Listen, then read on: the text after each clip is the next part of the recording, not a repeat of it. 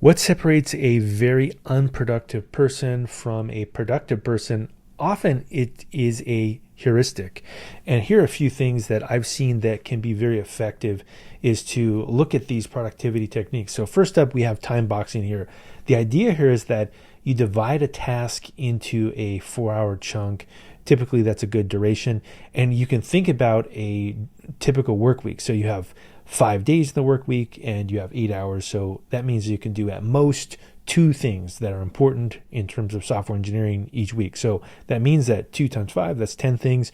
You shouldn't be putting things outside of those 10 things. You're really setting yourself up for failure.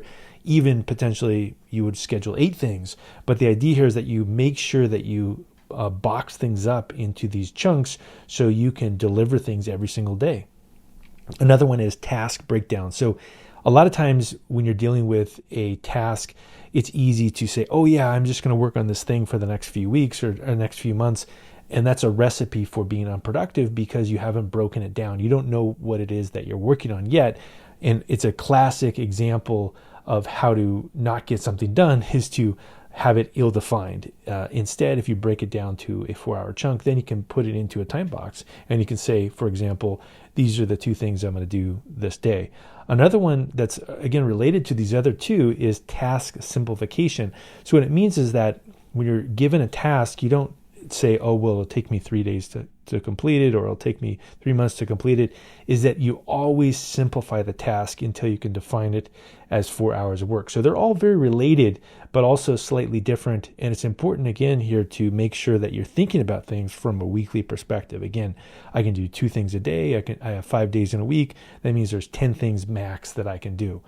Also, another important technique is to commit and iterate. So it's easy to say, oh, it's too much work, or we can't do this, or there's so many different things we have to work on and get overwhelmed. But again, if you break it down into these small tasks, you say, I can do 2 things a day and I can do 10 things per week. You can say, look, these are the, let's say, 8 things that I've chosen to do this week. I'm going to commit. I promise that I will do these things, and I'll do whatever I can to get it done. If I don't get it perfectly done, I'm going to have to just keep reducing until I commit. If we need to do more things next week, let's go ahead and iterate next week. So this is what I would call commit and iterate. Another one is this concept of deep reflective work. So if you want to find, let's say, somebody that is not very productive at work, a pretty easy thing to look into is, are they doing reflective work? Are they doing deep work? So are they involved in lots of meetings? They're engaging in lots of chat messages or emails. It's impossible to do deep reflective work if you're constantly being bombarded with different things that are happening at work. And so this is really a productivity technique as well. Again, if you go back to the week, you say, I got to do 2 things every day. I got to do 8 to 10 things each week. You're going to have to focus for that period of time. I would say even a good place to start if you're dealing with coaching somebody that's unproductive is to say, look, just do 1 4-hour task a day. That's it. And in order to do that, though, you can't be doing chatting. You can't be attending meetings. You can't be, distracted with social media. You need to actually get involved with deep reflective work. Now, another technique that's also kind of a subtle one that works a little bit better if you're working from home is something I call walk it out. And what it means is that you schedule, again, these 4-hour blocks where the first task that you're working on, you start to complete it. Maybe when you're done with it, you say, okay, now let's go ahead and reset my brain. Let's walk it out.